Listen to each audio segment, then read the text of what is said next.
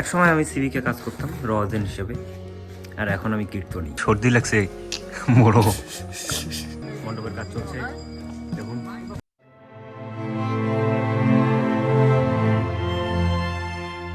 তো নমস্কার, শুভ সকাল বন্ধুরা, আমি একজন সিভিকের র এজেন্ট।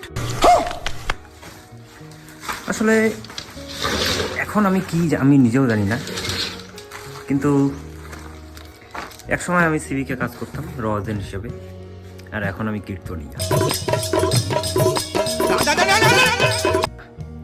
কিন্তু আমি ধর্ম করলেও এটা করি যে আমার এলাকায় যদি কারো উন্নতি হয়, সে যে কেউ হতে পারে, তাহলে আমার পেছন যা জ্বলে না, জ্বলার মতো।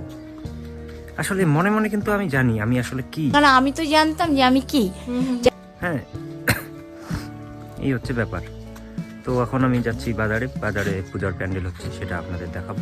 কি সর্দি লাগছে, বড় এটা দিয়ে কথাই শোনা যায় না। এটা দিয়ে কথা শোনা যায় না। তো আমরা পৌঁছালাম বাজারে, এই যে মণ্ডপের কাজ চলছে দেখুন। আমাদের কারিগর সামনে যা বাহ, এই কাজটি করে আপনার কেমন আসতে করে খুব ক্লান্ত হ্যাঁ? হয়ে গেছি। তারপরে বাকিটা ইতিহাস।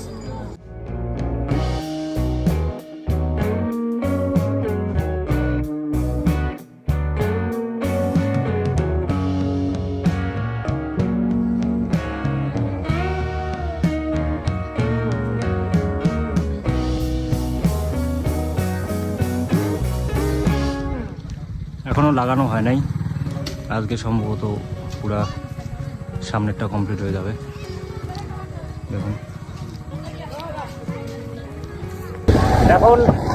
এখন আমরা যাচ্ছি রেশমে। আমরা গতকাল রাতে বলতে সন্ধ্যেবেলা একটা আলোচনা করলাম যে এখন আমাদের কোনো আপত্তিবোধ হবে না, কারণ বাস দেওয়ার মতো কেউ নাই, বাসও বাইচারাই, সব বাস পূজার প্যান্ডেলে নামছে। কিন্তু তার কিছুক্ষণ পর কি হয়েছে দেখুন। আর কিছুক্ষণ পর ব্যাংকে আমাকে দিয়ে দিল পুরোপুরি বাস। হঠাৎ ব্যাংক খাতা, হঠাৎ ব্যাংক কি ব্যাংক ছিল? অ্যাক্সিস। ও কষ্ট, কিছু একটা সমস্যা। আমরা জানি সব বাস প্যান্ডেলও, কিন্তু কিছু বাস যে প্যান্ডেলের নিষেধ করিয়েছে সেটা তো আমরা ভাবেই পাইনি। আমরা এখন রেশনে বসে, অনেক ভিড়, দেখি কতক্ষণে আমাদের সিরিয়াল আসে। ভিড়টা দেখাচ্ছি, ওই দেখুন ভিড়।